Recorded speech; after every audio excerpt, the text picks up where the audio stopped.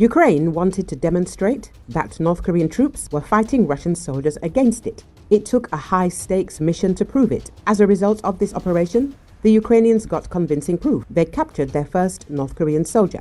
The Wall Street Journal revealed details of the Ukrainian mission. That day, Ukrainian special forces came across a wounded North Korean soldier lying in a forest in the Kursk region of Russia. Noticing them, the young soldier began threatening them with a grenade, holding it in his hand.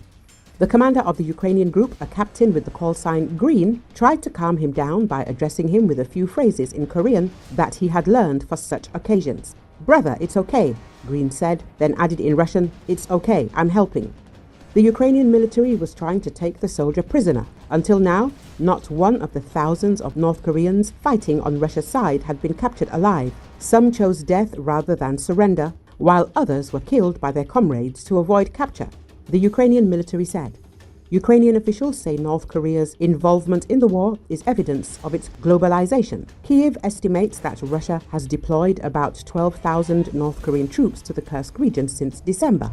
The North Koreans, who have been fighting mostly infantry attacks without armored support, have shown high motivation despite suffering significant casualties.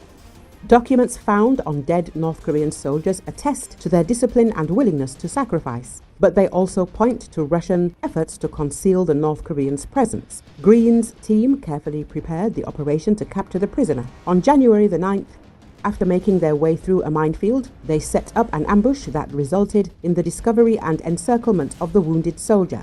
At first, he resisted and held a grenade in his hand. Green gestured to him, and the North Korean eventually handed over the weapon.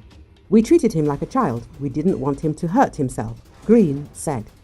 The Ukrainians began transporting the prisoner through the minefield when Russian artillery began to shell heavily. The Russians used every resource they had at that point just to get rid of both the Koreans and us, Green said. The captured 20-year-old shooter claimed he did not know where he was and that he was fighting against Ukraine. During interrogation, he asked if Ukrainians were good people, and when he heard an affirmative answer, said, "I want to live here." Ukrainian President Volodymyr Zelenski announced the capture of 2 North Koreans and offered to exchange them for Ukrainian prisoners of war in Russia. The capture of the North Koreans will provide valuable information about their training, life in North Korea, and role in the war. They are living proof of North Korea's illegal participation in Russia's war, said Lee Sung-min, director of the Human Rights Foundation's Korea office. At a ceremony in Kyiv, Zelensky awarded medals to the special forces who took part in the risky operation.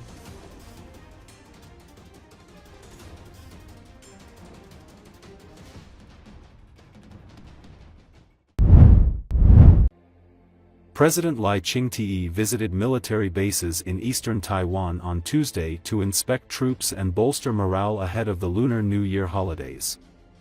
According to Associated Press, the visit included observing an anti-invasion drill and addressing soldiers about Taiwan's commitment to defending democracy and maintaining peace in the face of escalating regional tensions. At the Army base in Taitung, Lai witnessed a live simulation exercise designed to repel a mock enemy invasion. Soldiers armed with rifles practiced defensive maneuvers, firing at simulated adversaries marked by red helmets, as part of the training to enhance combat readiness.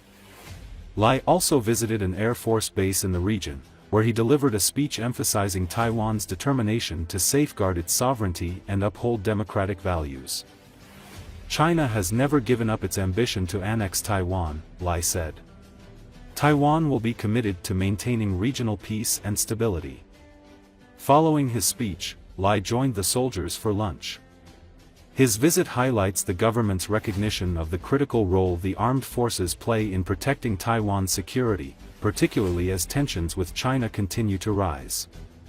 The president's trip comes amid heightened military activity in the Taiwan Strait and frequent incursions by Chinese military aircraft into Taiwan's air defense identification zone.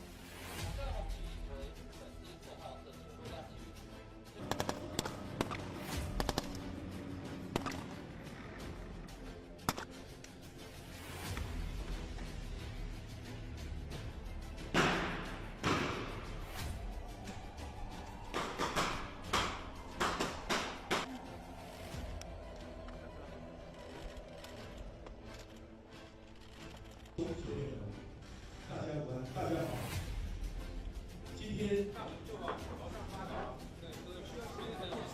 中国从未放弃对台湾的野心，近年更是强化灰色地带侵扰，形成巨大挑战。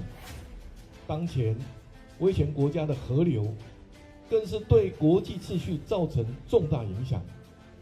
台湾会致力维护区域的和平稳定，做世界民主、和平与繁荣的守护者。而各位正是守护和平、捍卫自由、民主的重要角色。